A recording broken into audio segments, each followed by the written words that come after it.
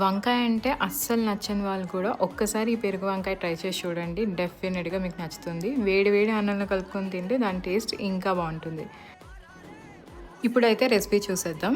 పచ్చడి వంకాయ ఉంటుంది కదా! దాన్ని తీసుకొని రౌండ్‌గా చక్రాల్లాగా కట్ చేసుకొని ఒక బౌల్‌లో వేసుకొని దానిలో ఉప్పు, పసుపు, కారం, జీరా పౌడర్, మసాలా పౌడర్ వేసుకొని ఆయిల్ కూడా వేసుకొని ముక్కలకి ఆ మసాలా అంతా పట్టేలాగా కొద్దిసేపు ఉంచేయాలన్నమాట 5 మినిట్స్ పక్కన.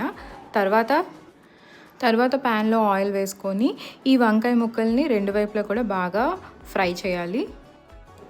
నెక్స్ట్ కర్రీలోని పోపు కోసం ఒక ఆయిల్లోని వెల్లుల్లిపాయలు, జీలకర్ర దంచినవి వేసుకొని బాగా వేగిన తర్వాత కరివేపాకు, ఎండుమిరపకాయలు, ఉల్లిపాయలు కూడా వేసుకొని బాగా ఫ్రై చేసుకోవాలి. నెక్స్ట్ ఒక బౌల్లోని పెరుగు, ఉప్పు కలుపుకొని దాన్ని ఈ వేగిన వంకాయల్లో కలిపేసుకోండి. అండ్ పోపు కూడా వేసి కలిపేసుకొని దీన్ని ఒక 5 మినిట్స్ పక్కన ఉంచుకోండి. అంతే, ద టేస్టీ పెరుగు వంకాయ రెడీ అయిపోయింది. మీరు కూడా ట్రై చేసి కామెంట్ సెక్షన్లో షేర్ చేయండి.